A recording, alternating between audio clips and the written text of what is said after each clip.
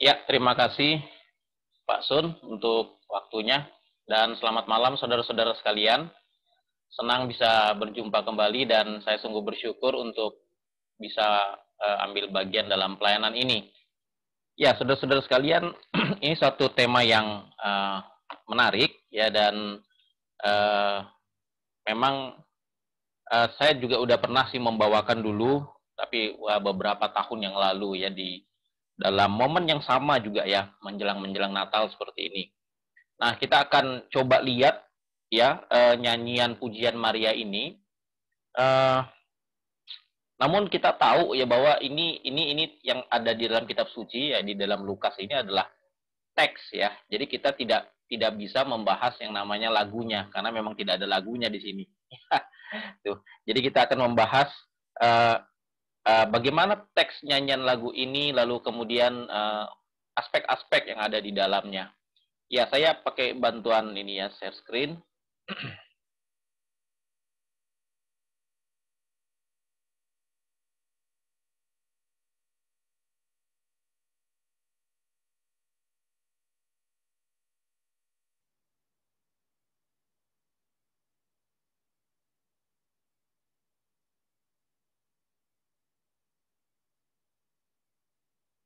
Ya, jelas ya, screen saya bisa dilihat? Oke, baik. Ya, saudara-saudara sekalian, Magnificat ya, itu pujian daripada Maria, ya, pujian daripada Maria. Bukan satu-satunya pujian sih yang ada di dalam uh, Injil Lukas, apalagi di dalam kitab suci, ya, ada banyak sekali pujian. Namun yang menarik adalah ini boleh dibilang satu-satunya nyanyian yang dicatat di dalam Injil. Ya. Sementara Injil lain itu nggak mencatatnya begitu. Jadi kalau saudara sudah sering membaca Injil, itu kita melihat ini ada di dalam Injil Lukas, ya Injil Lukas, dan menjadi sebuah pujian pertama yang dicatat oleh Lukas, ya, menjelang kelahiran daripada Kristus. Nah, ini kalau kita ingin membuat pertanyaan, ya kenapa ya seperti ini ya? Apakah Markus, Matius, Yohanes itu nggak tertarik begitu ya? Saya yakin sekali bukan itu alasannya gitu ya, tapi memang ada sebuah kepentingan lain gitu. Seperti yang kita tahu ya Injil Lukas itu ingin membuat sebuah sistematis histori begitu ya, sebuah sistematis histori yang sangat tersistem gitu ya, berurut semua kisah-kisah daripada Kristus ya dari awal dan beberapa penelitian arkeologi yang saya cek gitu ya, itu Lukas begitu detil gitu ya untuk mencari data-data dan saya percaya sekali ya di dalam ininya risetnya Lukas ketika dia mencari data-data, dia betul-betul mendatangi tempat-tempat, kemudian mewawancara termasuk juga orang-orang yang dekat dengan Yesus pada masa itu gitu, dan dia coba paparkan dan tuliskan semuanya itu demi kepentingan data historis daripada kisah daripada Kristus. Sementara penulis Injil yang lain itu ada tujuannya masing-masing. Ya, apa yang menjadi sorot. Sehingga kita bisa melihat Injil itu sifatnya bukan berkontra, ya. 4 Injil itu tidak berkontra, tetapi itu sifatnya perspektif gitu ya. Jadi melengkapi satu sama lain begitu. Sehingga kalau nanti kita pun menjumpai seperti kayak ada yang bertentangan gitu, sesungguhnya tidak bertentangan antara Injil satu dengan Injil lain gitu ya. Ada 4 Injil yang memang memandang begitu ya. Dan kita bisa yakini keempat-empat ini sudah perfect gitu. Sehingga tidak dibutuhkan lagi Injil kelima, Injil keenam, dan seterusnya. Ya, saudara-saudara sekalian yang sudah sering membaca ya di dalam Lukas pasal, kalau saudara lihat di dalam pasal 1 dan pasal 2 ya di sana ya, itu saudara akan menjumpai ada 4 nyanyian ya. Ada 4 nyanyian ya. Ini saya kasih lihat ini dulu sebelum nanti kita akan baca ya yang khusus yang akan kita bahas hari ini. Yaitu nyanyian Maria itu yang pertama itu bahasa Latin yaitu Magnificat ya, Magnificat. Di Lukas pasal 1 itu ya 46. Lalu habis itu ada nyanyian Zakaria itu Benedictus, ya. Kemudian ada nyanyian pujian malaikat, ya, Gloria. Sering dibilang Gloria Patri gitu ya. Kemudian bagi Allah Bapa. Lalu ada nyanyian pujian Simeon, ya. Ada nyanyian pujian Simeon. Ya, itu sebenarnya ada juga yang mengatakan Hana juga ikut nyanyi di situ gitu, tetapi tidak terlalu jelas di situ. Hanya dikatakan hanya sebuah statement daripada Lukas, Hana mengucap syukur ya setelah catatan dari Nung Dimitis daripada Simeon. Ya, saudara sekalian, ini 4 nyanyian yang ada di Injil dan kita takjub ya ketika mempersiapkan kedatangan Kristus itu gitu. Ada nyanyian-nyanyian yang kalau kita mau lihat ya, itu yang diizinkan bernyanyi lah itu bukan orang-orang yang secara status itu orang-orang tinggi. Itu orang-orang yang justru nggak terpandang begitu ya, justru nggak terpandang ya. Mungkin boleh bilang Zakaria masuk lah ya, orang karena ya pejabat imam gitu ya, sama seperti juga Simeon itu seorang nabi begitu ya. Tetapi kita ngelihat itu Maria itu siapa begitu ya. Ini siapa gini? Ini orang yang enggak di dalam masuk anggapan, enggak dalam masuk perhitungan begitu ya. Tapi kita bersyukur ya, apalagi waktu saudara ngelihat ya nyanyian Gloria malaikat begitu ya. Nyanyian Gloria malaikat yang sangat-sangat menakjubkan itu, saya pikir siapa yang bisa bikin konser seperti malaikat ya. Ini enggak ada tandingnya di seluruh dunia. Saya percaya sekali ya kalau nyanyian Gloria itu sangat ini kan sama para musikus, kira-kira dulu tuh nyanyinya kayak apa begitu ya, seperti apa itu nyanyiannya pada masa itu, malaikat bernyanyi. Tapi ya itulah ya, Tuhan tidak mengizinkan semua orang menyaksikan konser ajaib itu. Yang diizinkan untuk mendengarkan hanyalah para gembala, ya, hanya para gembala domba, orang-orang yang sangat termarginal itu ya, boleh menyaksikan konser besar itu. Ya, tapi malam ini kita tidak di nyanyian Gloria, kita akan lihat di Magnificat. Saya mengajak kita ya, Bapak Ibu Saudara boleh membuka Alkitabnya. Saya yang akan bacakan Lukas pasal 1 ayat 46 sampai dengan ayat 55 ya. Saya akan bacakan Lukas pasal 1 46 sampai 55. Silakan Bapak Ibu Saudara ikut menyimak. Lalu kata Maria, jiwaku memuliakan Tuhan dan hatiku bergembira karena Allah juru selamatku. Sebab ia telah memperhatikan kerendahan hambanya. Sesungguhnya mulai dari sekarang segala keturunan akan menyebut aku berbahagia. Karena yang Maha Kuasa telah melakukan perbuatan-perbuatan besar kepadaku dan namanya adalah kudus. Dan rahmatnya turun-temurun atas orang yang takut akan dia. Ia memperlihatkan kuasanya dengan perbuatan tangannya dan mencerai-beraikan orang-orang yang congkak hatinya. Ia menurunkan orang-orang yang berkuasa dari tahtanya dan meninggikan orang-orang yang rendah. Ia melimpahkan segala yang baik kepada orang yang lapar dan menyuruh orang yang kaya pergi dengan tangan hampa. Ia menolong Israel hambanya karena ia mengingat rahmatnya. Seperti yang dijanjikannya kepada nenek moyang kita.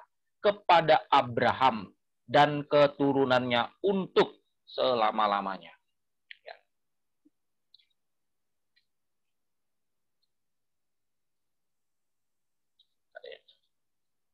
Ya, saudara, kita lihat dulu ini ada sebuah latar belakang yang bisa membantu kita ya. Ini bisa saudara jumpai di dalam footnote daripada kitab suci kita, yaitu Nats itu ada tulisan lain di sebelumnya ya. Pasti saudara tahu ya bahwa nyanyian Maria ini adalah semacam gema ataupun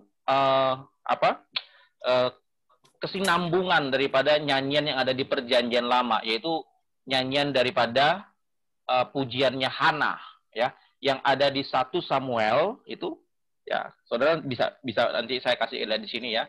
Jadi ada kesinambungan dengan 1 Samuel pasal 2 ayat 1 sampai 10 gitu. Nyanyian pujian Hana ya. Dan kalau saudara mau lihat di situ ya, itu banyak sekali kemiripan ya. Kemiripan daripada nyanyian ini ya. Saking miripnya bahkan ada ini teolog liberal ya. Teolog liberal itu nggak percaya kalau ini nyanyian Maria ini adalah ini apa? Ini ada di dalam Injil Lukas ini, seharusnya nggak ada katanya ini, nggak ada ini. Jadi ini fiktif katanya begitu ya. Karena karena itu punyanya pujian Hana itu katanya gitu ya. Tapi kita tidak ya, kita tidak bisa terima itu ya, karena kita percaya apa yang Lukas kerjakan di dalam Injil ini begitu ya.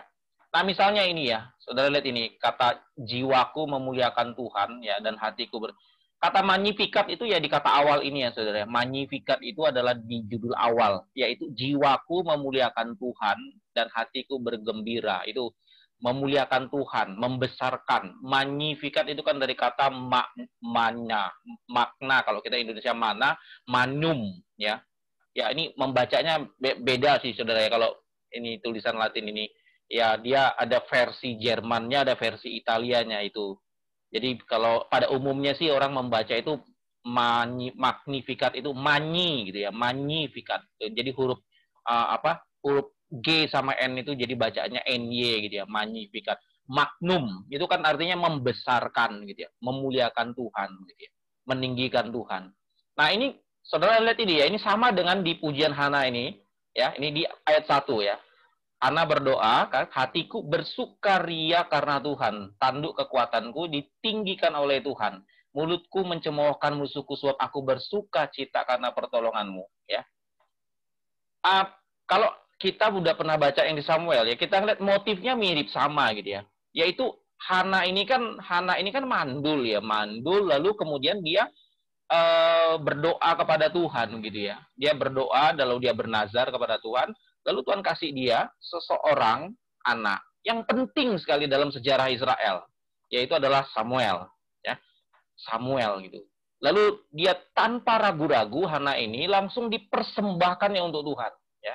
Tanpa ragu-ragu dia persembahkan untuk Tuhan. Ya. Maria juga begitu kan? Maria juga dalam posisi yang dia akan melahirkan anak, tapi memang Maria bukan di dalam kategori mandul ya. Nah, saya kasih lihat lagi ya, misalnya yang sama ini ya. Karena yang Maha Kuasa telah melakukan perbuatan-perbuatan besar kepadaku dan namanya kudus. Nah, ini juga di sini gitu. Tidak ada yang kudus seperti Tuhan, sebab tidak ada yang lain kecuali Engkau, dan tidak ada gunung batu seperti Allah kita, gitu ya. Mirip ya, mirip ya. Kemudian apalagi ini ya. Ia memperlihatkan kuasanya dengan perbuatan tangannya dan mencerai-beraikan orang-orang yang congkak hatinya. Menurunkan orang-orang yang berkuasa dari tahtanya, meninggikan orang-orang yang rendah, dan melimpahkan segala yang baik kepada orang yang lapar, dan menyuruh orang yang kaya pergi dengan tangan hampa. Nah, bagaimana dengan di ini pujian Hana? Sama ya. Janganlah kamu selalu berkata sombong. Janganlah caci maki keluar dari mulutmu, karena Tuhan itu Allah yang maha tahu.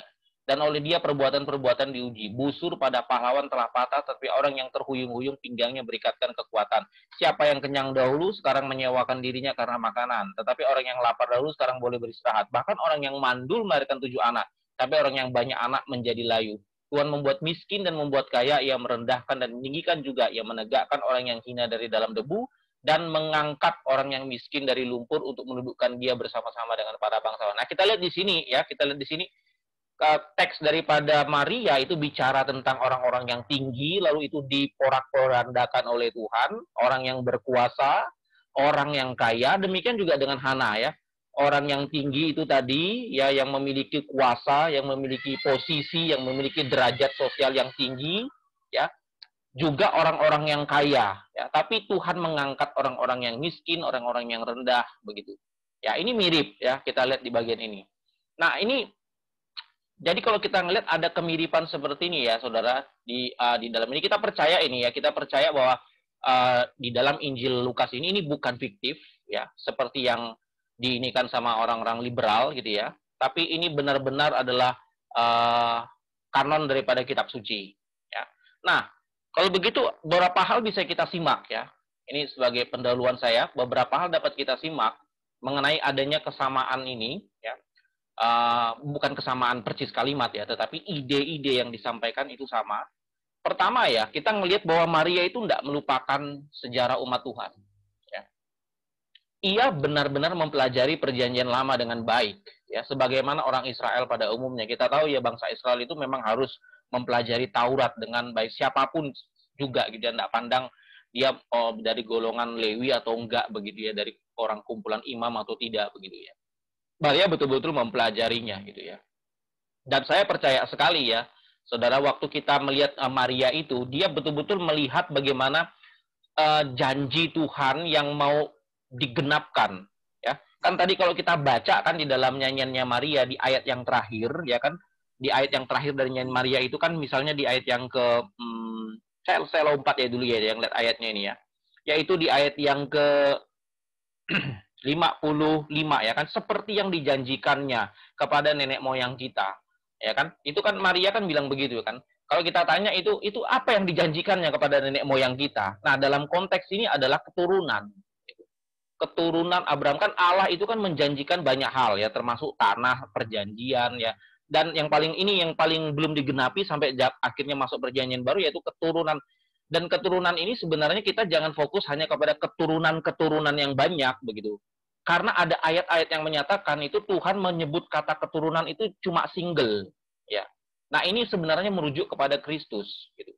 Waktu kita baca di dalam kitab Kejadian, ya kan, Allah kan mengatakan keturunan perempuan akan meremukkan kepala ular. Nah, ini dibaca juga oleh orang-orang perjanjian Israel. Ini ada seseorang yang akan memimpin umat Tuhan. Dan itu ada di dalam, kalau saya tidak salah ya, saya agak lupa gitu, tapi kitabnya tepat, itu kitab Yeremia. Ya, Yeremia itu saudara cari sendiri, bahwa akan ada Mesias itu seorang yang dilahirkan dari keturunan perempuan yang akan memimpin bangsa Israel. Nah, saudara coba pikirkan seperti ini ya. Ini kira-kira ya, pasti orang Israel yang sudah membaca, terutama perempuan, ya, terutama perempuan, ini akan menanti-nantikan siapa perempuan itu, begitu, ya kan? Perempuan ini siapa nanti yang akan melahirkan keturunan yang dijanjikan ini, begitu. Semua perempuan pasti menantikan ini, gitu, ya. Dan mungkin akan begini ya, dan itu juga di Yeremia dikatakan perempuan itu adalah bukan perempuan yang sudah menikah gitu. Ini perempuan yang masih perawan, ya, masih perawan. Nah, otomatis ketika bangsa umat Israel yang perempuan mereka sudah nikah, berarti bukan saya, kan begitu ya, karena sudah menikah. Tapi mereka yang tidak menikah menanti-nantikan tidak dapat juga begitu, ya. Ternyata itu ada di dalam Maria. Nah, itu sebab kenapa saudara waktu membaca di pasal 1 yang bagian awal, ya, itu saudara bisa lihat sendiri, waktu malaikat datang ya menjumpai Maria, itu bagaimana respon Maria sangat-sangat menakjubkan. Ya.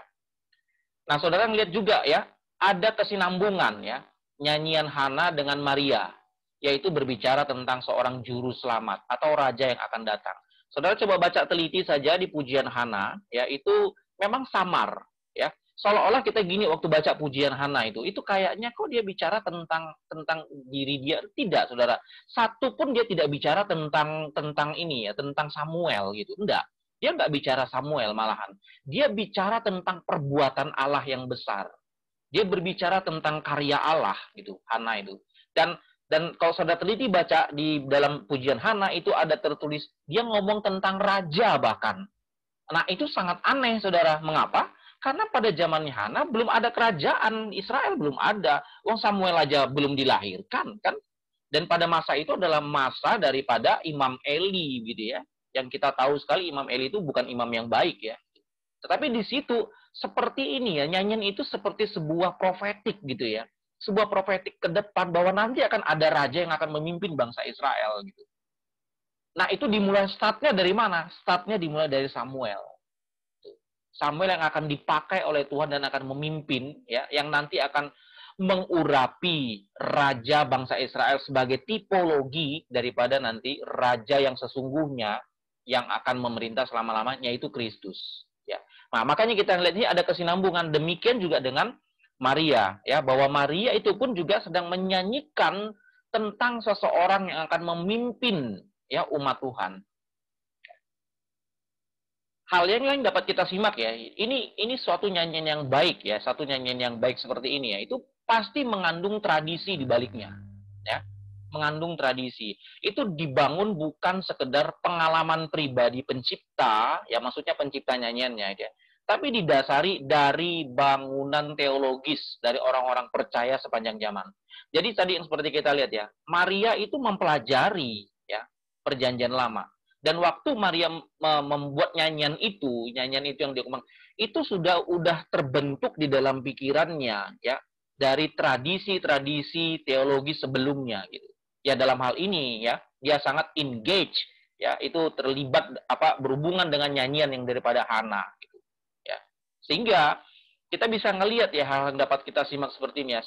Saya sangat yakin sekali dan percaya bahwa sebuah nyanyian-nyanyian yang indah itu tidak tidak sekadar berdiri sendiri gitu ya, berdasarkan ini pengalaman saya loh gitu ya. Ya, memang banyak nyanyian yang seperti itu, tapi saya yakin nyanyian yang sangat bagus itu ada tradisi di belakangnya gitu ya. Ada unsur-unsur lain di belakangnya yang ikut membentuk itu ya. Jadi ini sangat penting untuk kita ngelihat, bahkan juga kalau kita berbicara tentang tradisi teologi, gitu ya, berbicara tradisi teologi. Ya, ini intro pertama, saudara, kita melihat bagaimana ya bahwa nyanyian daripada Maria ini, ya itu ada bangunan yang bangunan yang tersusun itu dari Perjanjian Lama. Ya. Nah sekarang kita coba akan lihat ya aspek-aspeknya.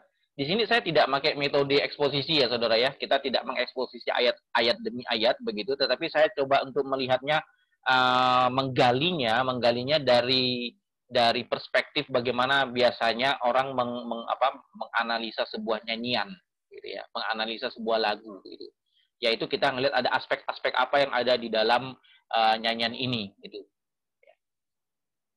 Pertama kita lihat ya ada aspek teologis di dalamnya.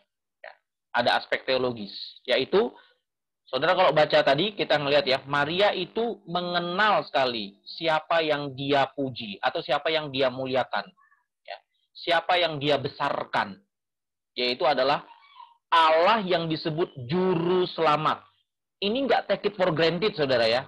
Jangan kita anggap kalau semua orang percaya Allah itu semua orang percaya Allahnya Juru Selamat. Enggak saudara.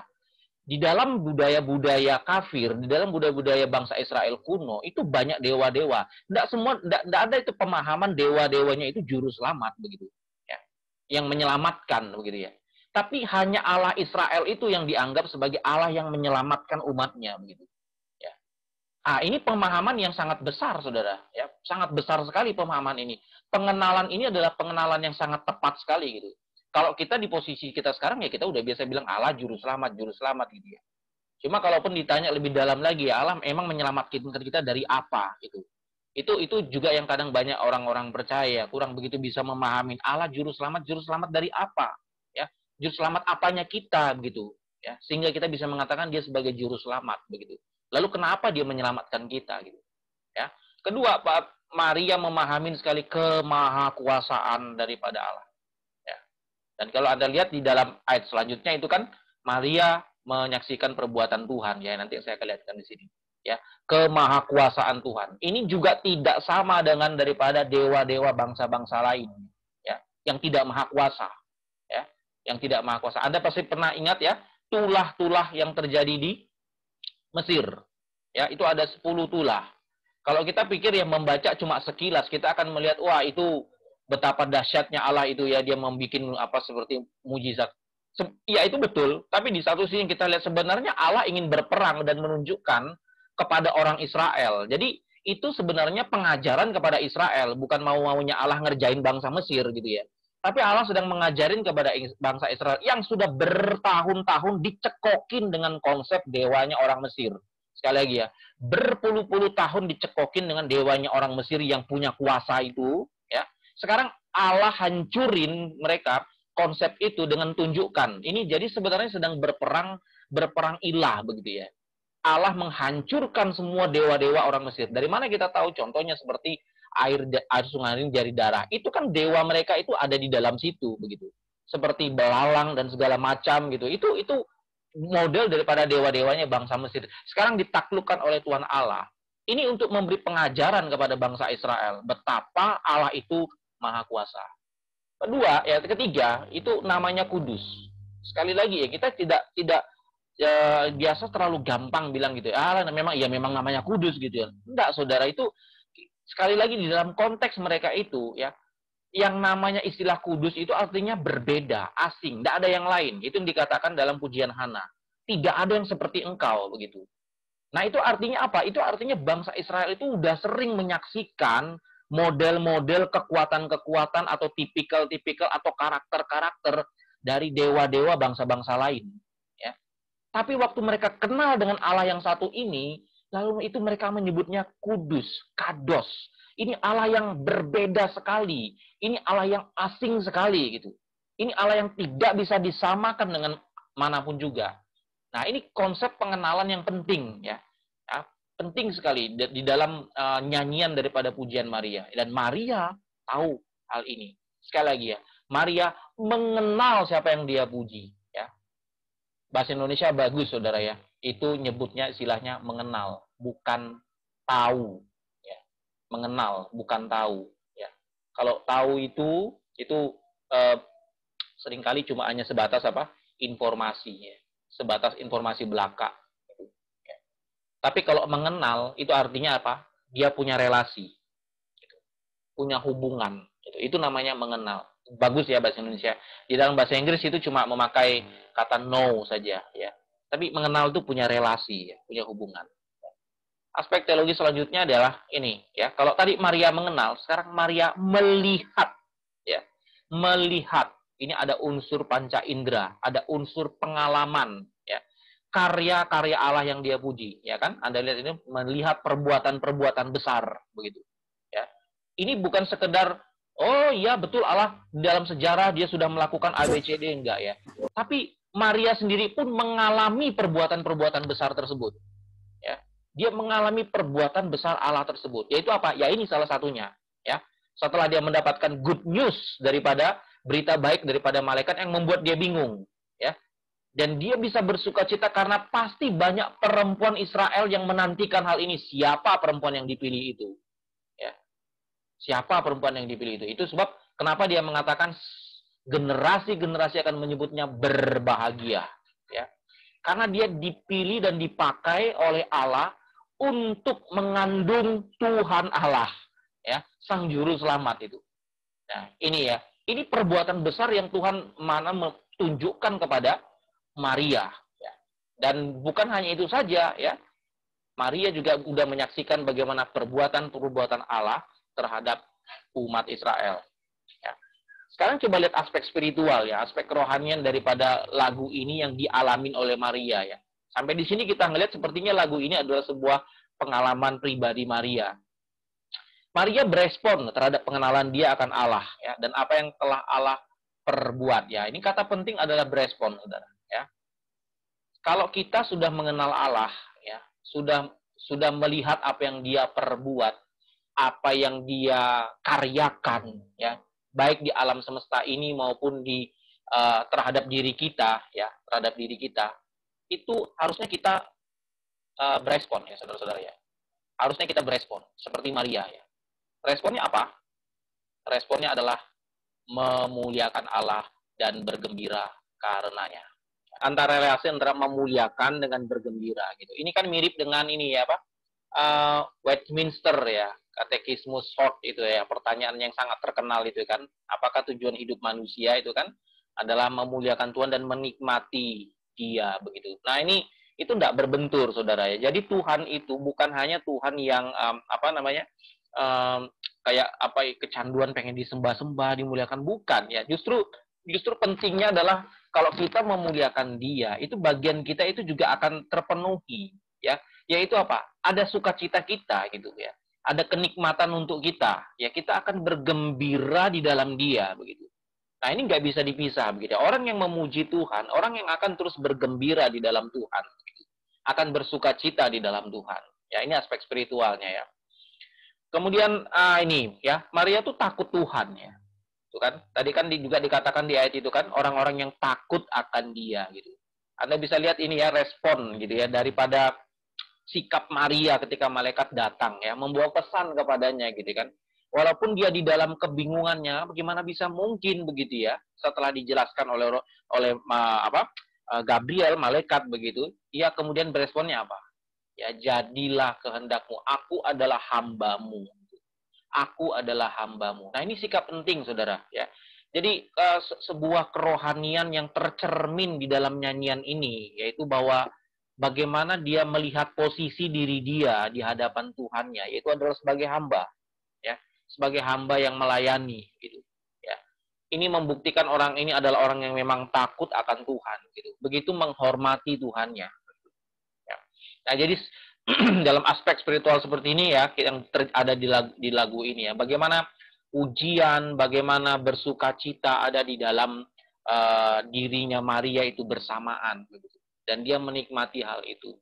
Sampai di sini kita bisa ngelihat ya, lagi-lagi kita ngelihat ini bukan hanya sekedar tentang dirinya Maria saja, tapi Maria lebih berfokus melihat kepada siapa yang dia puja, siapa yang dia sembah, dan dan dan dan dan mengapa dia ini, dan mengapa dia bersuka cita gitu, mengapa dia bergembira gitu, dan bergembira karena apa dia. Nah, ini penting sekali ya, menunjukkan sebuah spiritualitas yang baik sekali.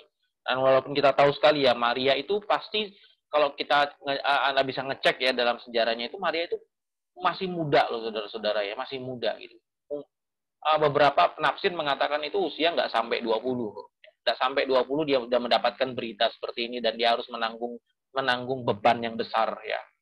Nah, itu kita tahu sendiri ya, beban sosial yang besar sekali ya ketika Maria harus dinyatakan mengandung gitu ya, tanpa bersuami. Nah, ini menjadi permasalahan ya, dan usia remaja seperti itu dia harus menanggung besar. Tapi apa yang dia ucapkan? Dia bergembira, ya, dia bersuka cita. Karena apa? Ini perbuatan Tuhan yang besar untuk dia, begitu, ya. Oke, itu aspek spiritual ya. Kemudian ada aspek relasional. Nah, ini yang sangat kuat juga terjadi di dalam lagu ini, ya. Jadi lagu ini, saudara, ini bukan hanya sekedar pengalaman Maria. Ini bukan sekedar pengalaman personal Maria, ya. Tapi ini sebuah relasi aku dengan umat. Aku dengan umat, yaitu personal dan komunal. Atau Maria dengan Israel, ya. Anda lihat ya kan di ayat-ayat terakhir dari lagu ini kan, Maria tiba-tiba menyebutkan Israel, ya. Janji Allah kepada Abraham, gitu. Nah, ini walaupun di awal ya kita ngelihat itu sepertinya kayaknya lagu ini kok fokusnya ke aku, jiwaku memuliakan Tuhan, generasi akan menyebutku berbahagia, tapi tidak hanya seperti itu. Ini ada hubungannya sama umat Tuhan, gitu ya. Lagu ini ada hubungannya ya. Jadi ada antara aku di dalam umat, antara personal di dalam komunal gitu. Antara Maria di dalam bangsa Israel gitu ya. Nah, ini penting sekali ya.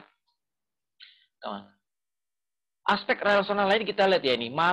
Maria itu memahami ini ya. Memahami konsep sukacita dan kebahagiaannya itu, ini bukan kebahagiaannya pribadi. Ini adalah kebahagiaan yang bagian dari sukacita dan kebahagiaan umat Tuhan. Ya, saudara bisa lihat ini ya. Ini adalah kebahagiaan dan sukacita dari umat Tuhan. Ya.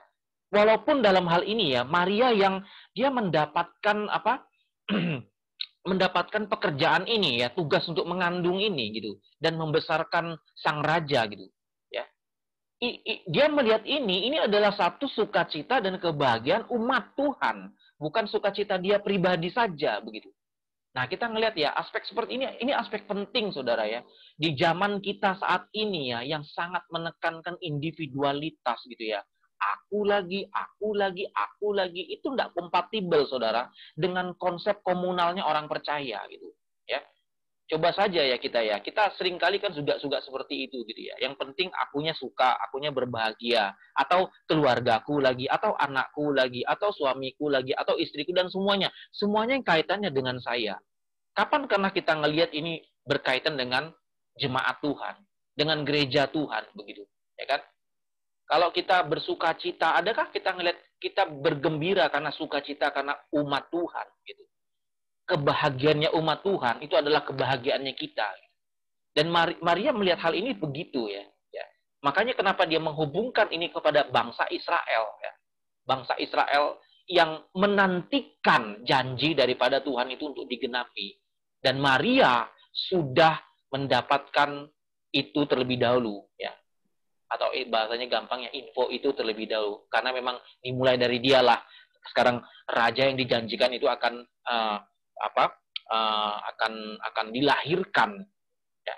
Nah, sekali lagi ya, ini relasi antara pribadi dengan komunal, ya, personal dengan komunal, gitu ya. Sukacita daripada pada kita adalah bagian daripada sukacita umat Tuhan. Nah, ini kita juga belajar, saudara, dengan baik ya bagian ini ya, bahwa kita harus melihat diri kita itu adalah bagian dari komunitas umat Tuhan. Bahwa keselamatan di dalam Kristus itu betul itu adalah urusan pribadi, tapi juga itu juga komunal, ya. Keselamatan itu bukan hanya saya misalnya ya, hanya Jekron saja diselamatkan, tidak. Tapi itu Jekron bagian dari umat Tuhan gitu. Dan kalau saudara baca perjanjian lama dan sampai perjanjian baru, ingatlah ya, Tuhan berulang kalau ngomong itu umatku, umatku, umatku, bukan ngomong satu pribadi begitu ya. Tapi bicara umat Tuhan. Ya, jadi ini bagian daripada aspek relasionalnya. Selanjutnya adalah Maria menyadari bahwa ia melayani Kristus sebagaimana Israel, sehingga selain ia menyebut dirinya hamba, ya, demikianlah Israel. Nah, ini saudara lihat ya, bahwa waktu Maria menyebut diri dia hamba, ya, diri dia hamba, ini bukan hanya sekedar bahwa ini urusan pelayananku saja. Oh, tidak, saudara ya. Ini Maria melayani Kristus juga sebagaimana Israel begitu. Sebagaimana dia melayani umat Tuhan. Jadi ada unsur vertikal horizontal yang pada saat yang bersamaan, ya. Jadi kita melayani Tuhan kita itu di depan umat, dan kita melayani umat itu di hadapan Tuhan, begitu ya. Melayani Tuhan di hadapan umat dan melayani umat di hadapan Tuhan. Ya. Jadi saudara, tidak ada namanya pelayanan itu ya. Tugas seorang hamba itu tidak ada yang namanya sifatnya sendiri-sendiri gitu. Pelayanan apapun yang kita kerjakan di bumi ini itu tidak bisa berhasil jikalau kita sendirian. Kita membutuhkan sebuah komunitas. Ya. Makanya Tuhan menghadirkan yang namanya gereja di tengah bumi ini. Ya. Umat Tuhan harus betul-betul bersatu gitu ya, di dalam kasih dan kebenaran, sebagaimana doa Kristus di Yohanes, ya kan, supaya mereka bersatu seperti Tritunggal itu kan bersatu. Ya. Umat ada di dalam Kristus, Kristus ada di dalam umat. Nah, ini juga yang dipahami, disadarin oleh Maria gitu. Ketika dia menyebut Israel itu adalah umat Tuhan, lalu dia menyebut dirinya hamba. Israel juga disebut sebagai hamba. Saudara baca itu di ayat pertama, bagian pertama, Maria menyebut diri dia hamba. Tapi waktu disebut Israel juga disebutnya Israel pun adalah hamba. Gitu. Jadi antara dia sebagai hamba dengan umat sebagai hamba, ini punya hubungan. Ya. Janjian ini bukan tentang Maria, ya, bukan. Jadi kita keliru sekali kalau ini adalah tentang sosok Maria gitu. Tapi ini tentang siapa? Ini tentang Kristus, tidak ada yang lain. Ya. Ini tentang Kristus Yesus, ya, yang adalah Tuhan dan Raja Israel yang dijanjikan melalui keturunan Abraham, ya, kan itu yang diomongkan oleh di ayat yang di ayat yang ke-55 ya, seperti yang dijanjikannya kepada nenek moyang kita untuk Abraham dan keturunannya untuk selama-lamanya. Keturunannya itu bukan keturunan ya, tapi keturunan single gitu ya. Dan ini merujuk kepada Kristus ya. Jadi mengapa Abraham itu akan disebut sebagai bapa orang beriman ini ya. Dari Abraham lah turun janji yang penting ini, yaitu Kristus. Dan Maria menyadari hal ini gitu ya. Jadi ini adalah sukacita pujian dia ini adalah tentang siapa Kristus, tentang Kristus yang akan dia kandung. Aspek selanjutnya adalah aspek sosial ya. Aspek sosial. Pertama saudara lihat ya, apa aspek sosial yang kita lihat di sini ya? Yaitu tanpa kita sering kita lupakan begitu ya. Kalau Kristus itu ingin membuat sebuah komunitas baru. Allah itu ingin membuat sebuah komunitas baru yang berbeda dari komunitas-komunitas yang ada dunia saat ini ya. Yaitu komunitas orang yang takut akan Tuhan, ya kan? Makanya Maria mengatakan apa di dalam ayat itu, ya kan? Dikatakan orang yang congkak itu dicerai-beraikannya, tapi rahmat Tuhan itu turun atas orang yang takut atas dia. Ini ada sebuah pembentukan komunitas baru, yaitu komunitas orang-orang yang takut Tuhan. Siapa mereka? Ya, komunitas ini pertama-tama ya, ini menunggang balikkan apa yang selama ini menjadi pola pikir dunia. Yaitu apa? Kumpulan orang-orang congkak, kumpulan orang-orang berkuasa, dan kumpulan orang-orang kaya. Ya, orang kaya cuma gaul sama orang kaya. Yang pejabat berkuasa cuma bergaul sama orang berkuasa. Orang congkak, orang yang tinggi hati, yang gitu ya merasa dia itu mulia sekali, dia bersama mereka. Lalu di mana mereka orang-orang yang rendah itu? Ya, yang secara sosial itu tidak ada dipandang, termarginal gitu. Orang-orang miskin. Ya. Ini orang-orang yang tidak dianggap, saudara. Tapi justru dengan kedatangan Kristus, dengan sebuah perjanjian yang baru ini muncul, ada sebuah komunitas yang Allah inginkan yang tidak pandang bulu. Ini komunitas itu apa? Itu komunitas yang menyatukan semua orang dari semua kalangan derajat sosial. Tidak pandang bulu, ya. Karena Tuhan itu mengangkat orang-orang yang dianggap rendah oleh dunia. Makanya ini, saudara, kalau kita baca di ayat ini, ya, saya baca ya, dari ayat yang ke-50, dan rahmatnya turun-temurun atas orang yang takut akan dia, yang memperlihatkan kuasanya dengan perbuatan tangannya, mencerai-beraikan orang yang congkak hatinya, ya, yang menurunkan orang yang berkuasa dari tahtanya, dan meninggikan orang-orang yang rendah, ya, itu. Ini komunitas yang kalau kita ngelihat ya di dalam konteks dunia saat kita ini tidak make sense gitu ya. Tapi saudara, baiklah kita juga ini ya mulai untuk mengkritisi gereja kita masing-masing atau komunitas kita masing-masing. Komunitas kita sudah baru nggak gitu? Maksudnya baru ini kita bisa nggak mempersatukan orang dari semua kalangan gitu? Kalau kita masih di dalam gereja kita ya yang kumpul orang-orang pinter semua, itu yang para gelarnya master, doktor semua gitu ya. Yang kumpul di situ adalah orang-orang pejabat semua gitu ya. Yang kumpul di situ orang-orang kaya semua. Lalu gimana orang miskin berani masuk ke dalam gereja kita? Lalu gimana orang yang pendidikannya rendah berani bergabung dalam komunitas kita? Ya. Kalau kita masih seperti itu ya, saudara, itu kita adalah komunitas atau gereja yang celaka sekali ya. Itu gereja yang tidak akan diperkenan oleh Tuhan. Ya. Apakah kita bisa menerima ya, kalau kita mau introspek diri, kita bisa menerima nggak misalnya di dalam gereja kita tiba-tiba masuk orang-orang PSK? Ada orang yang masuk, oh kita tahu dia ini orang terlibat korupsi nih. Kita bisa terima? Kita bisa terima orang, bahkan yang lagi santer sekarang ribut ini, kita bisa terima orang LGBT masuk ke dalam gereja kita, atau kita mulai membentuk kotak-kotak lagi gitu ya, membuat separasi gitu. Nah, ini berbahaya saudara ya. Dan kalau kita melihat teladan daripada Kristus, justru Kristus bergaul dengan orang-orang berdosa itu ya untuk menyatakan cinta kasihnya. Ya. Makanya sampai dituding Yesus itu apa? Kalau dia bergaulnya sama peminum, pelacur, begitu ya. Yesus itu kumpul dengan orang-orang seperti itu. Tapi perhatikan ya, itu bukan excuse terhadap dosa. Yesus tidak pernah kompromi terhadap dosa, ya. Tidak pernah kompromi. Orang-orang termarginal ya, yang tidak dianggap dunia ini ya. Ya termasuk tadi juga di sini kan katakan ya di ayat 53 itu kan, ia melimpahkan segala yang baik kepada orang yang lapar dan menyuruh orang yang kaya pergi dengan tangan hampa. Ya masuklah ya, orang berkuasa, orang congkak, orang kaya gitu ya. Orang miskin termarginal yang tidak, ya kita suka begitu kan. Kita harus introspeksi diri kita ketika kita ngelihat ada orang ya gitu, kita mulai scanning orang itu, wah ini kayaknya nih kemampuan finansial dia cuma sampai di sini gitu ya. Wah, kita mulai langsung pasang jarak gitu ya.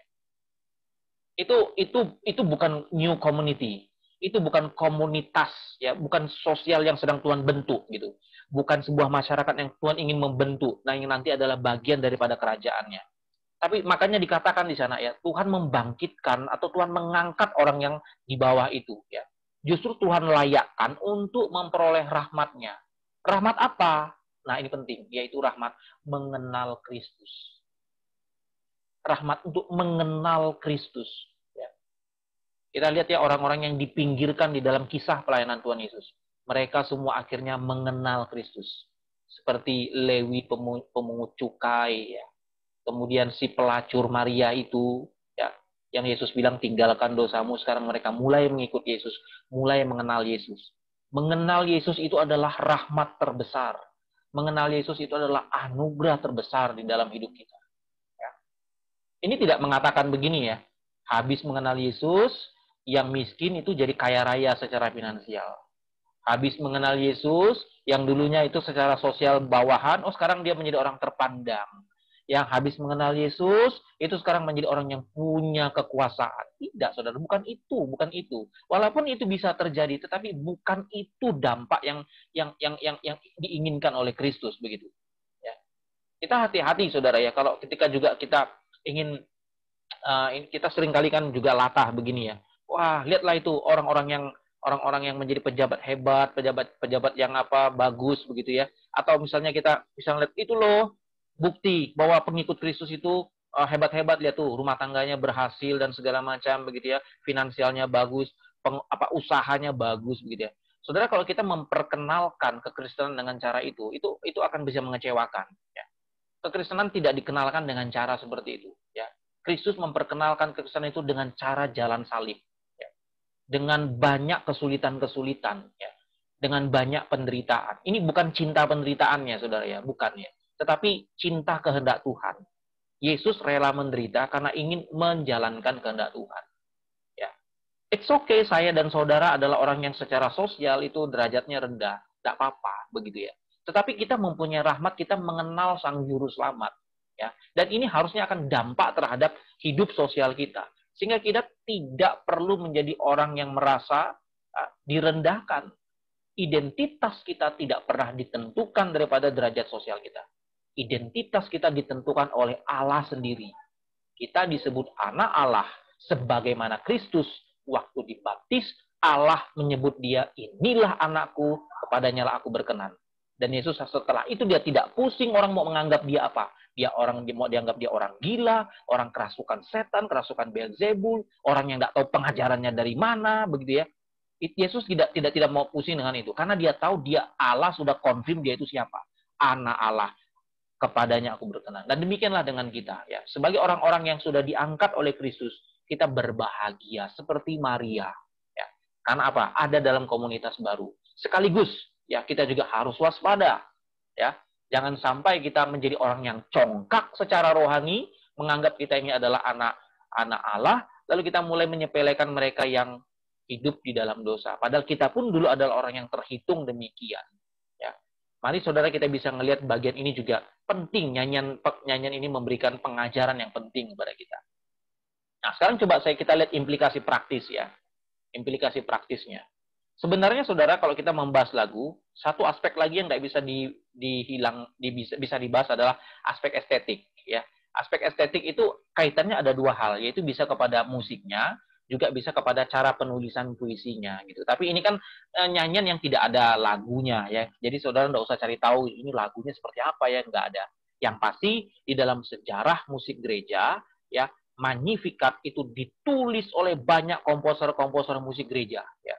Mereka menulis lagunya seperti apa dari berbagai abad ya. Ada dari abad 15, 16, 17, 18 mereka menulis ini semua. Ya, termasuk 3 nyanyian yang lain ya, yang menjadi persiapan pada kelahiran Kristus. Ya, itu aspek yang memang lebih kepada technical musik gitu ya. Walaupun juga bisa menyelidiki daripada teksnya. Cuma kita tidak bisa melihat estetik teksnya di sini secara mudah. Mengapa? Karena kan ini kan adalah terjemahan. Ya. Itu kalau mau dilihat ya memang harus di dalam tulisan asli begitu ya. Dan itu sulit karena mesti ada jago pakar Yunani yang bisa ngelihat bagaimana itu sistem penulisan. Yang pasti kita bisa ngelihat di sini saudara adalah Anda bisa ngelihat nyanyian Maria itu ditulis itu secara berbeda ya kan, mirip dengan cara menulis Mazmur ya.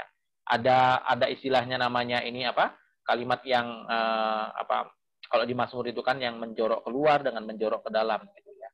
Nah, itu ada teknik dalam penulisan puisi sebenarnya. Itu aspek estetik ya. Nah, tapi kita cukupkan di dalam beberapa aspek ini saja kita bisa melihat karya ini dan kaitannya dengan hidup kita saat ini. Dan kita coba lihat implikasi praktis yang pertama ya. Maka nyanyian yang indah dan benar itu adalah nyanyian yang selalu mengandung pengertian teologis, yaitu pengenalan akan Allah yang tepat. Sekali lagi ya. Nyanyian yang indah dan baik itulah nyanyian yang selalu mengandung pengertian teologis, yaitu pengenalan akan Allah yang tepat. Begitu. Ya. Ayo nyanyian rohani Kristen ya bisa banyak, saudara. Ya, bisa banyak sekali. Dan tidak harus salah, gitu. Tidak harus salah. Tetapi saudara, kalau kita mau mencari yang benar-benar bagus, yang indah, maka kita bisa pastikan teks-teks daripada lagu itu ada pengertian teologis yang membangun pengertian kita. Ada semacam dorongan yang terus-menerus untuk membuat kita makin mengenal Allah dengan tepat. Ada relasi yang utuh, ya, ini ada relasi yang utuh antara teologi pujian dengan pengenalan akan Allah. Ya, sekali lagi ya, ada relasi yang utuh daripada teologi pujian dengan pengenalan akan Allah. Ya. Jadi teologi itu gini, teologi itu harus menuju kepada doksologi. Tahu ya, doksologi itu memuliakan Tuhan. Ya. Dok dari kata doksa, yang artinya mulia. Ya. Teologi harus menuju kepada doksologi dan doktrin kepada pujian bagi Allah. Saudara, percuma kalau saudara dan saya begitu hebat di dalam pengertian teologi, ya. Begitu hebat di dalam pemahaman kitab suci, namun kita tidak pernah memberikan kemuliaan kepada Tuhan. Kita hebat di dalam doktrin-doktrin, tapi kita jarang sekali menaikkan pujian kita kepada Allah. Itu membuktikan spiritualitas kita tidak baik. Spiritualitas yang baik adalah bagaimana kita berespon terhadap pengenalan akan Tuhan. Itu sebab saya, ya ini bukan karena saya backgroundnya orang musik saja, saudara ya, tetapi saudara bisa melihat ya bahwa teologi pujian itu penting, ya, di dalam pengenalan akan Tuhan. Ya, teologi pujian. Bahkan akhir-akhir ini saudara, beberapa teolog ya, itu teolog ya menulis, saya lupa siapa ya namanya ya, itu saya lupa, itu kalau nggak salah orang dari teolog-teolog di Jerman ya kalau nggak salah, itu membuat sistematik teologi, saudara. Membuat sistematik teologi itu pendekatannya justru dari teologi of praise, dari doksologi dan dari liturgi. Menarik itu sekali. Yang biasanya selama ini kalau kita belajar sistematik teologi, wah itu sangat mumet begitu ya. Tapi ini justru pendekatannya daripada daripada doksologi, daripada teologi pujian, daripada liturgi, daripada worship gitu ya. Mengenal Allah ya, untuk mempelajari tentang siapa Allah melalui puji-pujian gitu ya. Melalui pendekatan puji-pujian. Nah, sekali lagi ya, ini ada relasi yang utuh ya, ada relasi yang utuh. Kalau kita memuji Tuhan tanpa pengenalan Allah yang tepat, maka pujian kita itu omong kosong. Itu pasti tidak diberkenan oleh Tuhan gitu. Karena kita salah memuji Tuhannya gitu. Salah kenal gitu ya. Tapi sebaliknya juga sama ya. Saudara bilang kalau kita benar loh, saya udah mengenal Tuhan loh. Saya sungguh-sungguh tahu loh. Oh, doktrin ABCD saya tahu banget gitu loh. Tetapi apa respon kita? Ya. Adakah kita seperti Daud ya, yang hari-hari menaikkan pujian bagi Tuhan gitu. Sampai terciptanya nyanyian Mazmur itu. Ya. Nah, ini penting sekali untuk kita melihat dalam hidup kita yang dilakukan oleh seorang perempuan remaja bernama Maria. Nyanyian dan bahkan juga teologi ya, yang baik itu akan selalu ada tradisi di baliknya. Ya, saudara pernah mendengar ya, ini istilah metafor ini, standing on the shoulder of giant. Kita itu tidak pernah seperti ini, saudara, tanpa pendahulu-pendahulu kita, pahlawan-pahlawan iman kita sebelumnya, yang sudah berkarya menurut panggilan mereka masing-masing. Lalu sekarang kita mulai berdiri di atas apa yang sudah mereka bangun. Dan kita bersama dengan orang percaya, itu kan pengakuan iman rasuli ya, bersama dengan orang percaya seluruh zaman ya. Kita melayani Tuhan di zaman kita ini. Nyanyian juga demikian ya, nyanyian. Saya begitu respect sekali dengan nyanyian ataupun dengan teologi ya, yang jelas sekali ada tradisinya daripada yang mengatakan, wah ini tidak ada hubungannya sama tradisi apa apa. Ini punya saya sendiri. Ini teologi saya sendiri. Tidak ada dari mana saja. Saya justru khawatir dengan yang seperti itu. Kita tidak perlu merasa angkuh, saudara. Kalau kita punya teologi, kita punya nyanyian, itu memang ada dari dulunya gitu ya. Ya, biasanya memang si orang ini ya suka begini ya, sangat meninggikan yang namanya originalitas, wah begitu ya, originalitas gitu. Jangan kutip-kutip dong gitu ya. Di satu sisi ya memang ada tempatnya, betul ya, ada tempatnya gitu ya. Tapi kalau kita mau jujur ya, seoriginalitasnya seseorang itu tidak mungkin ya 100% gitu. Ya. Karena apa? Ya itu tadi ya, kita itu ada pendahulu kita ya. Bunga yang hari ini mekar harum itu karena ada hari kemarin, saudara. Ya.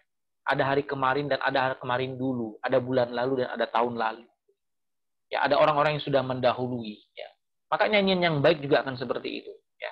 Nyanyian yang baik yang kita cipta hari ini itu bisa muncul bagus itu juga. Kan ada pengaruh daripada nyanyian-nyanyian yang dahulu.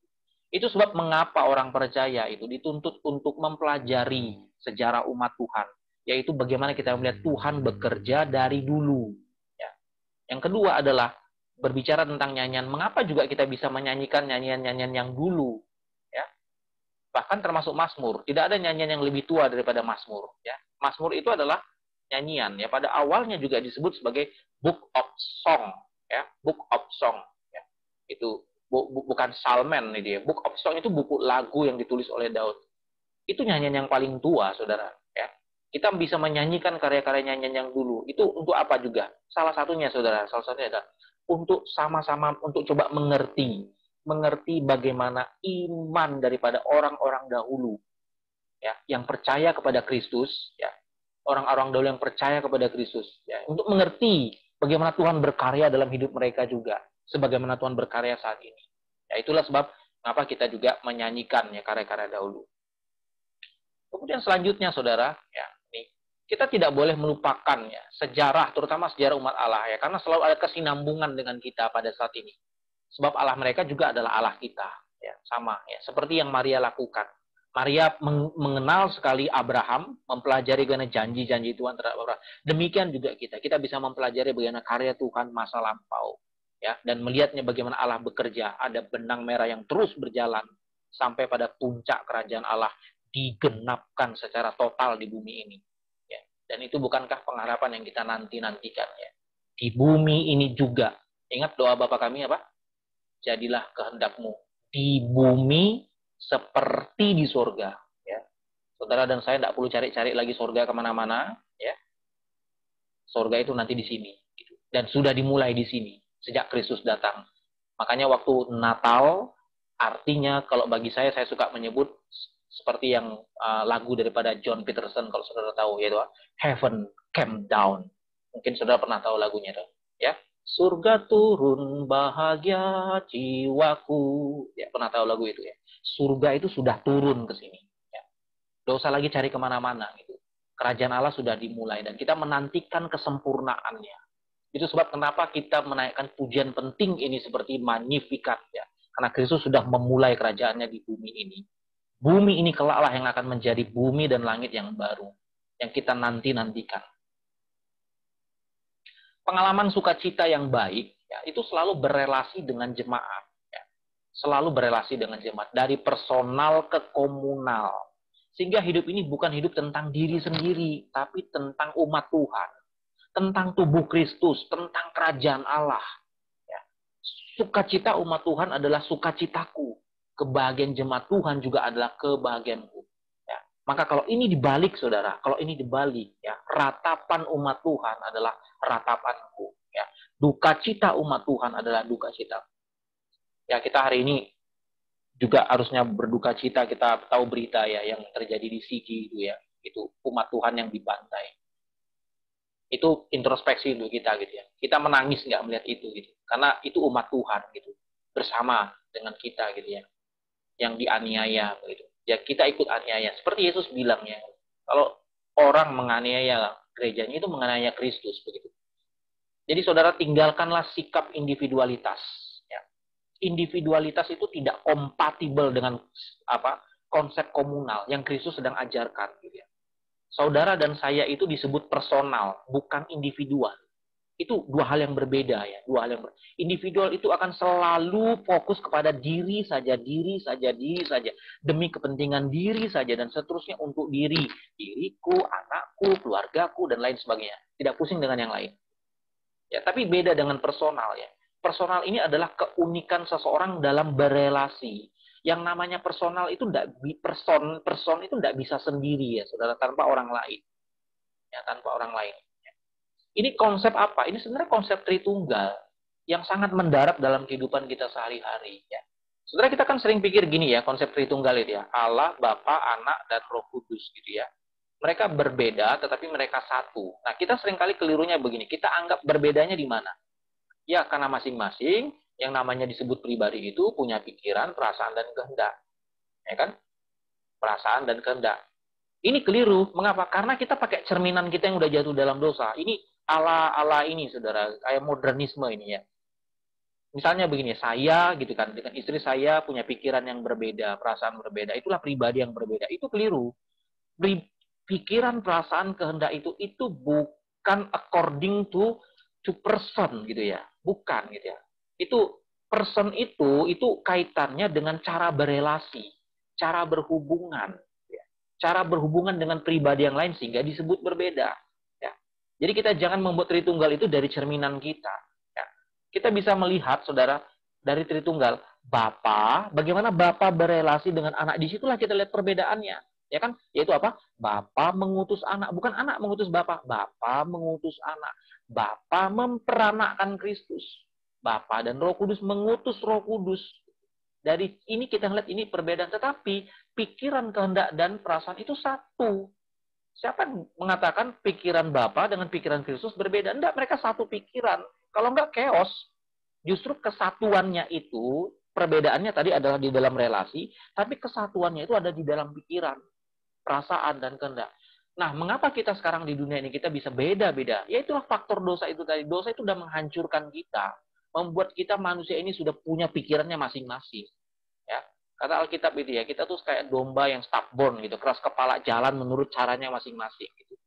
Makanya Paulus mengatakan di dalam Efesus pasal 4, ya kan, biar kita menjadi satu pikiran, satu perasaan, satu kehendak seperti Kristus.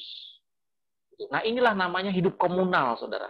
Hidup komunal. Kita semua sedang bersama, sedang menyatukan pikiran kita untuk memiliki pikiran Kristus, perasaan Kristus, dan kehendak Kristus. Sehingga kita bisa sama-sama mengalami sukacita itu, ya, yang dicontohkan oleh Maria ini.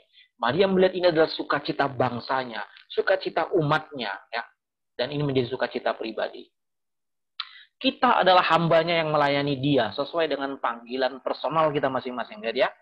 Panggilan kita masing-masing. Namun pada saat yang sama, yang pelayanan kita itu juga ada dalam pelayanan jemaat secara komunal. Sehingga menjadi satu visi. Yaitu visi apa? Visi kerajaan Allah. Ya, visi kerajaan Allah. Sekali lagi ya, setiap kita dipanggil secara personal ya untuk melakukan pelayanan. Mengapa ada panggilan personal begini? Karena setiap orang diberikan karunia yang berbeda-beda. Sehingga panggilan mengerjakan sesuatu pun dalam hidupnya berbeda. Tetapi yang membuat satu apa? Yang membuat satu adalah visi pelayanan kerajaan Allah. Bahwa semua kita itu mengerjakan pelayanan yang sama menuju kepada visi kerajaan Allah yang akan digenapkan di bumi ini. Ya, sekali lagi ya.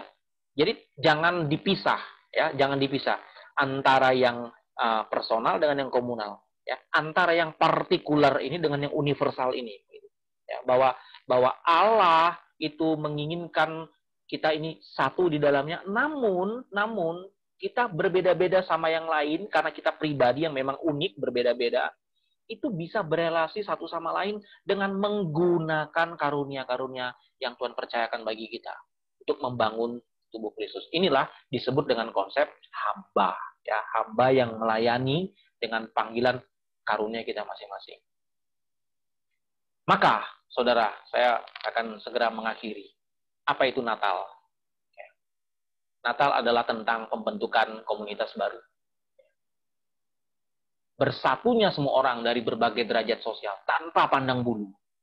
Natal seharusnya memperhatikan orang-orang yang termarginalisasi. Sebagaimana Kristus rela turun, lalu dia mulai mendatangi mereka yang dianggap oleh dunia ini hina. Lalu mulai memberikan rahmatnya dan membawa sebuah komunitas. Itu sebab saudara kalau baca kisah para rasul, semua orang terkagum-kagum dengan komunitas gereja mula-mula. Ya, yang tidak pandang bulu. Mereka semua saling memperhatikan satu sama lain. Terutama dalam hal apa? Ekonomi. Ya, kadang-kadang kita sekali itu susah sekali dalam hal ini. Tapi kalau kita mau belajar baik-baik saudara dari gereja yang mula-mula, Mereka itu udah terbiasa yang namanya mengumpulkan harta masing-masing, lalu membagikan ke orang-orang yang berkekurangan. Itu biasa bagi mereka. Bahkan mereka ada kolekte khusus ya untuk membagi kepada orang yang kekurangan. Ya. Hari ini kita kolekte khususnya adalah kolekte khusus untuk membangun gedung. Ya, tidak selalu salah, saudara ya. Tetapi kita lupa di gereja mula-mula justru berbeda sekali cara berpikirnya. Ya. Ya. Ada banyak orang miskin yang harus diperhatikan dan bahkan Yesus sudah bilang orang miskin akan selalu ada padamu. Artinya apa? Selalu ada kesempatan untuk menolong mereka. Natal harus memperhatikan hal-hal seperti ini.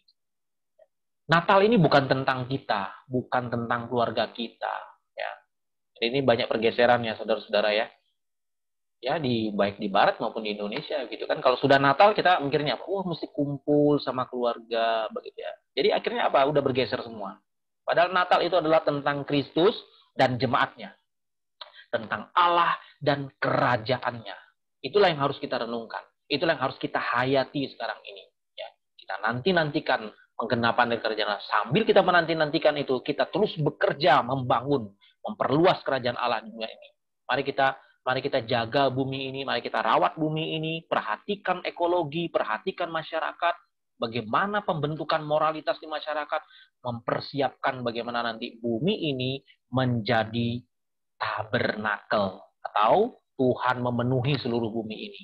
Ya, Tuhan memenuhi. Kata inkarnasi turun itu Tuhan diam bersama kita yang di dalam bahasa ininya disebut Immanuel, itu artinya adalah tabernakel. Ya. Tuhan bersama-sama dengan seluruh umatnya. Dan itu sudah dimulai dari first Noel atau Natal pertama dan sudah dimulai dan akan digenapkan nanti ketika Kristus hadir bersama kita di dalam segala kemuliaannya. Dan terakhir, Natal adalah tentang puji-pujian dari semua umatnya dengan segenap jiwa bagi Kristus dan tentang kegembiraan jemaatnya karena Allah Sang Juru Selamat. Seperti Maria, ini bukan sukacita pribadi saja, ini adalah sukacita umat Tuhan. Sehingga Maria menaikkan puji-pujian. Nah, oleh sebab itu kita bisa simpulkan bahwa pujian Maria ini bukan pujian yang bersifat individu, tapi ini adalah pujian umat. Sehingga ini bisa dinyanyikan oleh siapapun juga, dinyanyikan oleh seluruh umat, mirip dengan nyanyian daripada atau pujiannya pada Hana. Ya. Karena ini bukan bicara tentang ku, aku, tapi ini bicara tentang Kristus. Ya. Maka saudara-saudara, mari kita gerakkan diri kita dengan sungguh-sungguhnya, menaikkan pujian bagi Allah ya dari seluruh umat Tuhan itu dengan segenap jiwa, magnifikat, jiwaku memuliakan Allah. Dan kita bergembira di dalamnya. Kita bersukacita di dalam Allah. Bukan sukacita karena ada hadiah-hadiah yang fana. Bukan sukacita karena ada dapat uang. Bukan sukacita karena yang lain-lain. Betul, itu bisa membuat kita gembira. Tapi sekali lagi, garis bawahi. Itu sifatnya sementara. Ketika itu goyang, maka kegembiraan itu akan hilang. Maka carilah kegembiraan. Carilah sukacita yang sifatnya kekal. Yaitu apa? Ada di dalam Kristus. Ada di dalam Kristus. Jisu, joy of man desiring. Yesus adalah sukacita kita. Ya. Kalau Katekismus Heidelberg mengatakan, apakah penghiburan yang paling tinggi daripada orang percaya, yang tidak bisa digantikan? Penghiburan kita adalah bahwa baik mati maupun hidup, kita adalah milik Kristus. Sekali lagi ya, Katekismus Heidelberg katakan, apakah penghiburan bagi orang percaya yang membuat kita terus bersukacita adalah baik hidup maupun mati, kita adalah milik Kristus. Natal adalah tentang Kristus. Natal adalah tentang umatnya, tentang kerajaan yang akan digenapkan di tengah dunia ini. Selamat menyambut Natal untuk kita semua. Dan biarlah kita bersukacita, kita naikkan pujian dengan segenap jiwa kita bagi Kristus yang sudah datang dan akan segera menggenapkan kerajaannya di tengah bumi ini. Tuhan memberkati saudara sekalian. Silakan bagi Bapak Ibu, saudara-saudara sekalian yang mau bertanya. Baik, saudara-saudara, kita bersyukur. Kalau Tuhan pimpin nanti kita ada kesempatan boleh bahas pujian-pujian yang lain ya. Ada pujian Zakaria, ada pujian daripada siapa ini tadi Simeon begitu ya. Memang banyak pujian, tetapi ada puji-pujian yang sangat menarik, yang sangat unik, yang bisa kita ambil pelajarannya. Nah, kita bersyukur untuk hal ini. Mari Bapak, Ibu, dan saudara sekalian, sekali lagi terima kasih sudah boleh sama-sama. Oh, itu sepertinya ada tanya itu Pak di. Adakah? Di chat. Di chat kok enggak ada muncul di tempat saya. Oh, nanyanya private ini. Oh, boleh silakan Ya. kalau langsung disebutkan. Ini langsung Pak sebutkan pertanyaannya aja, langsung sampaikan. Pak, saya mau tanya kalau puji-pujian dinyanyikan oleh penyanyi yang belum mengerti pemahaman tentang Allah. Maksudnya apa ya? Maksudnya boleh atau enggak gitu kali ya? Ini Ansi siapa ya? Ansi yang nanya ya. Ya. yang belum mengerti pemahaman tentang Allah. Ya, tadi yang saya katakan ya gitu ya. Itu tidak ada signifikansinya begitu ya. Kalau kita mau merujuk dengan dengan pengertian teologi Paulus ya, I will sing with my spirit and I will sing with understanding. Saya akan bernyanyi dengan rohku, saya juga bernyanyi dengan akal budi. Jadi kalau kita nyanyi yang kita tidak memuji yang orang yang kita tidak tahu, yang kita tidak kenal ya, itu tidak akan ada maknanya sama sekali begitu ya. Dan ya tidak akan menjadi sebuah penyembahan ataupun sebuah persembahan begitu ya. Tapi beda ya dengan saudara seperti ini ya. Berbeda dengan kalau kita mengatakan ada orang percaya ya orang percaya gitu. Tetapi dia masih memiliki tingkat pemahaman yang boleh dikatakan masih kecil gitu ya. Masih kecil. Bagi saya itu it's okay gitu ya. Artinya di dalam konteks dia, pengalaman dia untuk mengenal Allah itu kan ada nanti takaran namanya. Ada tahap-tahap begitu ya. Sama seperti misalnya beginilah ya. Semua kita juga sering nyanyi ya kan, misalnya suci suci suci ya kan, kita pasti sering lagu itu ya. Tetapi tidak akan semua orang sama ya di dalam pengertiannya tentang konsep suci gitu. Ya kan? Tidak semua sama orangnya di dalam konteks kudus gitu. Apalagi waktu dikatakan, kalau ditanya seperti ini ya, seberapa jauh saya dan saudara mengalami perjumpaan dengan kekudusan Tuhan. Ya. Kalau kita baca Alkitab ya, itu kekudusan Tuhan itu menakutkan ya. Karena kekudusan Tuhan itu menghanguskan saudara, menghancurkan orang. Nah, itu sebab kenapa ya Allah itu datang itu ya, itu dia datang dengan menjelma menjadi manusia itu ya. Itu meredam semua hal yang bisa menghancurkan manusia. Karena tidak ada seorang pun yang bisa melihat Allah kalau orang itu tidak kudus. Kan itu kata Alkitab. Nah, pengalaman hidup kudus seperti ini itu juga kan ada takarannya di tiap orang. Nah, semakin kita memiliki pemahaman yang lebih dalam, dampaknya apa? Nah, itu tadi yang saya katakan. Dampaknya ada di dalam sukacitanya, kegembiraannya, kenikmatannya. Gitu. Semakin kita mengerti siapa itu Allah, maka kita akan semakin tenggelam di dalam kesukaan itu. Semakin memahami, semakin kita bersuka cita, semakin sungguh-sungguh kita memujinya. Ya. Semakin kita kurang memahami, maka kita pun akan nyanyinya hanya sebatas klise saja, ulang-ulang. Ya. Saya kasih analogi paling gampangnya begini ya. Saudara bisa memiliki sebuah handphone, katakanlah iPhone, yang harganya sampai bisa mungkin puluhan juta, bahkan ratusan juta. Ya, saudara punya itu, tapi yang saudara tahu lakukan dengan handphone itu cuma dua, WhatsApp dan Facebook. Nah, saudara kira-kira itu bagaimana itu? Saudara punya itu gitu, tapi saudara cuma tahu WhatsApp dan Facebook, saudara tidak ngerti lagi kehebatan dari handphone itu apa. Itu kan sangat disayangkan. Nah, samalah saya katakan orang Kristen seperti itu, yang memiliki Kristus, tapi dia cuma tahu sedikit saja begitu. Itu sangat disayangkan sekali. Kita memiliki harta terbesar di dalam hidup kita gitu. Ya. Nah, ini beda dengan mengatakan dengan ada orang yang tidak percaya dengan orang yang percaya tapi masih di dalam takaran yang kecil gitu ya. Ya, saya di dalam dunia nyanyi sering jumpa ya dengan hal ini. Banyak di luar sana paduan suara hebat ya, bahkan di luar negeri dia nyanyinya tuh jauh lebih hebat. Nyanyi lagu Magnificat punya Bach begitu ya, tapi mereka don't believe, mereka tidak percaya sama Kristus. Itu mereka menyanyikan hanya sebatas pekerjaan saja ya, untuk cari uang begitu ya, konser dan sebagainya. Itu pasti ya berbeda ya, penghayatannya juga berbeda. Tetapi kalau ditanya apakah lagu itu nanti akan bisa membawa mereka, ya mungkin saja kalau Tuhan mau bekerja di lagu itu. Ya gitu kira-kira. Oh, jadi menyanyikan lagu-lagu gereja ternyata harus mencakup poin-poin yang tadi Bapak sebutkan. Semakin kita bisa engage dengan hal itu, ya itu akan semakin membuat kita kaya. Gitu. Ya, makanya Paulus bilang, ya kan, kamu berdoa, kamu pakai bahasa roh, begitu ya, tapi kamu nggak ngerti apa-apa, begitu. Nggak ngerti apa-apa, itu jangankan membangun orang lain, yang membangun diri sendiri pun tidak jadinya begitu. Ya kan? Kalau kita cuma berdoa gitu, apa yang kita omongkan pun kita tidak tahu begitu. Ya itu akan membangun apa begitu. Nah, ini sama gitu ya. Kalau kita nyanyi, Saudara ya, kita nyanyi bukan di dalam hati, kita nyanyi dengan suara kita dalam ibadah. Ingatlah bahwa ini bukan hanya didengar oleh Tuhan, tapi ini juga didengar oleh orang-orang sekeliling kita, bukan?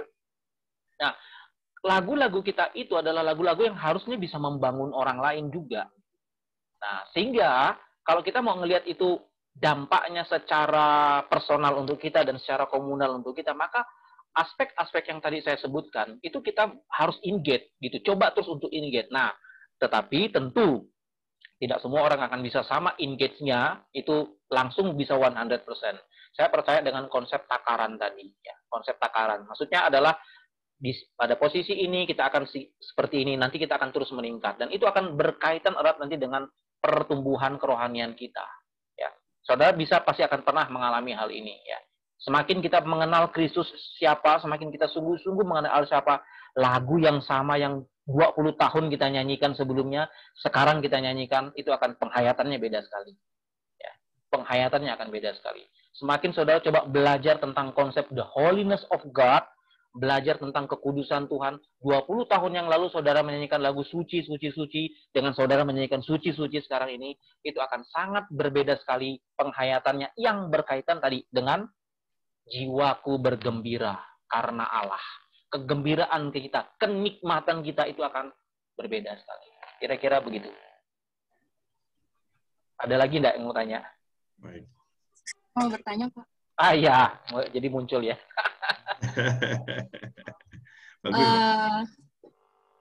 Sebelumnya terima kasih Pak untuk materinya, karena ini jadi refleksi saya pribadi juga, karena nama depan saya kebetulan Maria.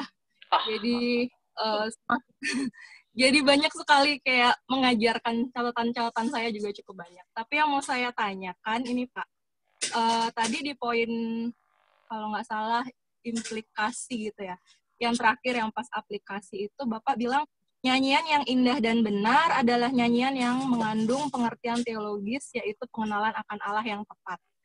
Pertanyaan saya, kalau di gereja saya kan masih banyak pakai lagu-lagu himne ya Pak ya? Ya. Salah satunya dari Kidung Jemaat. Apa Bapak punya, saya ingin tahu sih gitu, apa sih dasar lagu-lagu himne itu dipakai? Apakah semua lagu himne, khususnya di Kidung Jemaat itu udah sesuai dengan teologis yang benar? Karena beberapa saat yang lalu saya nyanyi gitu kan, udah sering dinyanyikan sih, tapi kok rasanya agak jadi di Kidung Jemaat 395, kalau Bapak tahu lagunya yang betapa indah harinya saat ku pilih penebus, apakah kan maksudnya yang saya pahami adalah Yesus yang memilih kita, Tuhan yang memilih kita ditebus gitu loh karena kita dipilih. Tetapi di lagu ini kita yang memilih penebus gitu. Pujian ini tahun 1755, judulnya Oh Happy Day. Apakah itu ada kesalahan penerjemahan atau ini sebenarnya apa ya? Ada penjelasan teologis atau bertentangan atau seperti apa, Pak? Itu yang pertama. Terus yang kedua, ada sedikit apa? Tentang lagu-lagu Natal sih, Pak. Kan saya nggak semua lagu Natal yang terkenal itu pantas kan dinyanyikan di gereja. Salah termasuk juga untuk persembahan pujian. Menurut Bapak, kalau lagu White Christmas itu pantas nggak dinyanyikan di saat suasana ibadah, walaupun itu persembahan pujian? Karena itu tahun lalu itu sempat dinyanyikan gitu di dalam gereja saya, dan saya ngerasa agak kurang nyaman. Kayak White Christmas itu lagu-lagu biasa gitu. Itu aja sih, Pak. Terima kasih. Ya, thank you, Pak Maria ya, namanya Maria. Ya, tadi pertanyaan pertama itu sepertinya dua pertanyaan itu ya. Jadi satu tentang him, satu tentang lagu betapa indahnya ini ya. Ya, mungkin singkat saja yang tentang him. Him itu kita harus pahami itu tidak berkaitan dengan jenis musik ya, nggak berkaitan dengan itu. Him itu kaitannya dengan teks. Jadi teks him itu yang menjadi ciri khas kenapa disebut him karena dia teksnya bersifat puisi. Kata him itu sendiri kan dari Inggris kuno, itu artinya puisi sebenarnya itu. Puisi-puisi yang dibuat berdasarkan entah itu pengalaman pribadi komposer ataupun juga pengajaran doktrinal gitu ya dan teologi gitu ya. Jadi kalau kita mau mengatakan him, apakah itu semua Alkitabiah? Ya jelas tidak gitu. Tentu itu tergantung dari tradisi teologi masing-masing gitu. Nah, sinode kita, gereja kita, misalnya sinode kita apa? Ya mereka memakai dari kumpulan mana. Jadi him itu kan dibentuk, kadang-kadang ada lembaga yang membentuknya, dikumpul, tapi juga ada sinode yang mengerjakannya. Sebagai contoh ya, sinode misalnya kayak HKBP, itu kan membukukan sendiri yang disebut sebagai buku ND. Nah, itu mereka sendiri, mereka mensortir, mereka cari itu semua karena tanda kutip ya kiblat mereka itu kan banyak dari tradisi teologi Lutheran Jerman, ya mereka banyak ambil dari sana. Itu banyak ambil. Nah, teolog-teolognya mulai menyelidiki bersama para musikusnya gitu ya untuk disusun.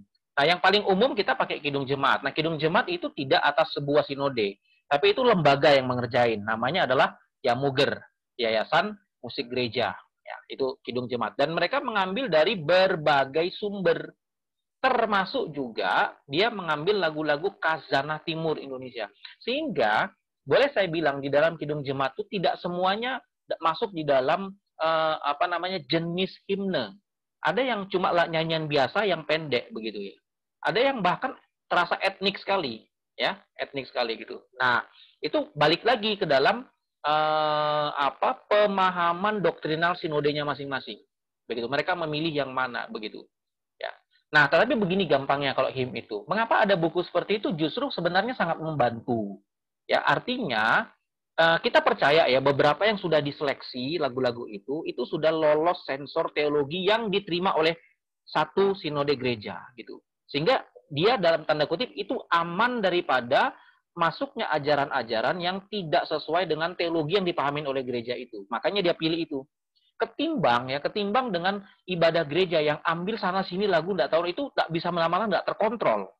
Ya, enggak terkontrol masuk dari mana saja, lalu pendetanya pun cuek gitu ya. Pokoknya itu asal ada nyanyiannya Allah, ada puji, sudahlah masuk aja lah gitu ya kan gitu. Ketimbang dengan yang ada dibukukan begitu. Nah, memang yang ada kalau ada yang dibukukan ini, ya kalau kita tidak mau melakukan explore, ya kita terbatas di situ saja. Misalnya ya Kidung Jemaat itu total berapa lagu? Mungkin 400 lagu. Ya, 400 lagu. Apakah juga misal satu sinode sudah menyanyikan 400 lagu itu? Gitu ya. Nah, ini juga penting gitu ya. Maka memang sangat baik sekali untuk satu sinode itu memiliki orang yang khusus ya yang mengerti teologi dan mengerti musik untuk bisa mengolah itu. Ya, tentang nyanyian him itu. Dan mungkin saya tambahkan juga, apakah hanya him? Tidak. Jadi bisa juga pakai yang lain. Tapi kalau misalnya dibilang him, mesti enggak? Himnya mesti. Kenapa? Karena istilah him itu artinya adalah nyanyian pujian.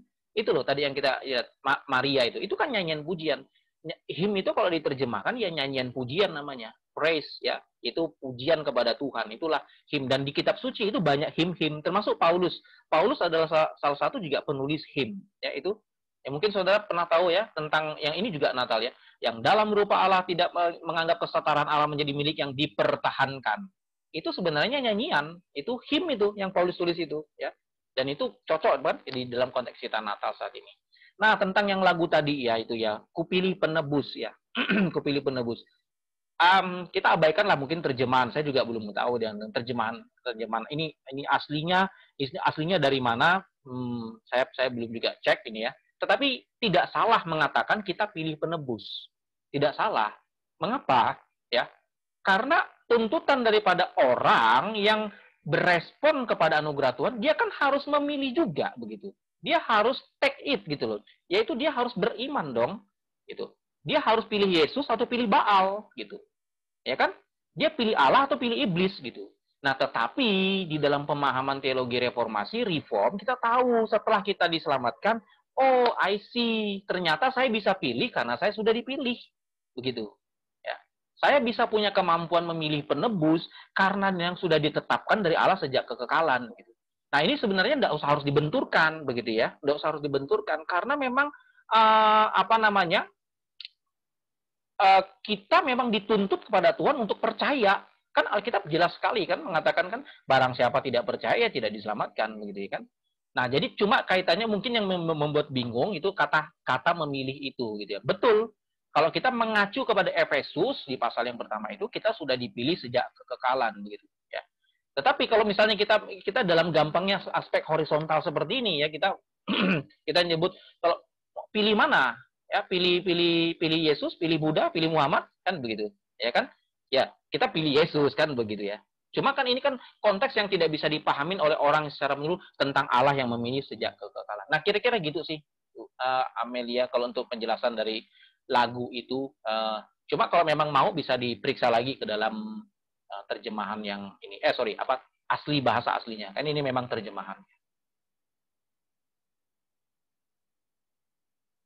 Ada lagi? Yang White Christmas, Pak. Oh iya, yang White Christmas. Ya oke, saya tahu lagu itu. Ya, sebaiknya sih jangan ya gitu. Kalau di dalam ibadah seperti itu, kalau saudara mau di rumah lagi bakar-bakar babi, panggang-panggang, ya silakan aja nyanyi. Tapi kalau di dalam liturgi, ya di dalam liturgi ya saya orang yang engage ya dalam hal ini ya. Memang itu juga bidang saya, liturgi, musik liturgi, dan saya di gereja biasa juga mengerjakan itu, yang menyusun itu. Melakukan pelayanan seperti itu gitu. Bahwa liturgi kita kan bukan sebuah asal-asalan ya. Worship kita itu adalah worship yang majestic ya. Ibrani 12 ayat 28 ya, karena Allah kita adalah api yang menghanguskan, kerajaan yang tak tergoncangkan. Marilah kita beribadah kepada Allah dengan cara yang berkenan kepadanya, yaitu dengan takut dan hormat. Jadi saudara-saudara, kalau kita mau bicara ibadah, sekali lagi, itu tidak pernah diinisiasi oleh kita. Bukan kita yang mau-maunya kita bikin ibadah. Enggak. Yang ada adalah Allah panggil Israel keluar dari Mesir. Untuk apa? Beribadah di padang gurun. Allah panggil umatnya dari dosa untuk beribadah kepada Tritunggal. Jadi itu semua inisiasi dari Tuhan. Allah yang memanggil umatnya untuk beribadah. Lalu coba perhatikan di dalam Israel. Adakah satu pun, coba cari, ada nggak satu pun di mana dalam ibadah Israel itu diatur sama orang Israel? Satu pun tidak ada. Anda boleh perhatikan itu. Semua sampai detail-detail, sampai baju imam, yang ngatur pun adalah Tuhan. Gini, kelewatan banget kan Tuhan itu kan? Kalau kita mau lihat perjanjian, kok kelewatan banget, sampai baju imam pun Tuhan yang ngatur itu. Kandil-kandil pun Tuhan yang ngatur. Ukuran-ukuran Tuhan yang ngatur. Artinya apa? Kita bawa implikasi ke dalam saat ini. Itu artinya adalah seriusnya ibadah gitu. Bukan mau-maunya kita. Makanya kenapa kita juga penting sekali untuk mengikuti pikiran Calvin ya, bahwa marilah kita melakukan apa yang Tuhan instruksikan, prinsip-prinsipnya di dalam ibadah. Nah, tadi kita sudah melihat prinsip-prinsip penting itu adalah nyanyian-nyanyian kita di dalam ibadah itu harus punya fokus utama, yaitu pada Kristus, Tritunggal. Ya, ada unsur membawa kita makin mengenal kepada Tuhan.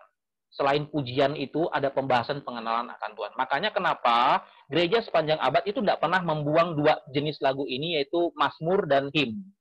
Ya, hari ini kita sudah jarang menyanyikan Mazmur. Mungkin kalau gereja-gereja di daerah timur mungkin masih pakai loh ya. Lah itu kan Salmen itu ya, itu kan punya Geneva itu ya. Mazmur, menyanyikan Mazmur itu baik saudara ya itu. Dan saya juga bersyukur di zaman sekarang ini ada komposer-komposer yang membuat melodi lagi sendiri tapi pakai Mazmur langsung gitu. Kata Calvin bilang, adalah baik kalau kita berdoa dengan kata-kata Tuhan sendiri dan menyanyi dengan kata-kata Tuhan sendiri. Nah, ini penting sekali kalau kita dikaitkan ini di dalam ibadah kita yang bersifat komunal itu, yaitu ibadah yang bersama-sama itu. Karena ini akan berpengaruh terhadap pembentukan kehidupan jemaat. Nyanyian itu pasti akan membentuk kehidupan jemaat melalui proses liturgi yang bersifat rutin. Nah, kira-kira begitu. Lebih lengkapnya nanti ikut webinar saya.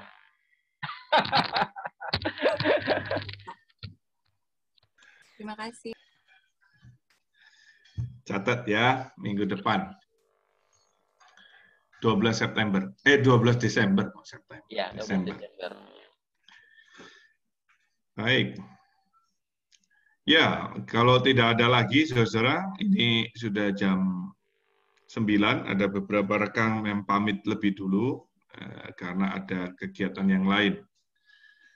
Baik, saudara, kalau tidak ada pertanyaan, sekali lagi terima kasih Pak Jekron Lubis sudah melayani kami malam hari ini.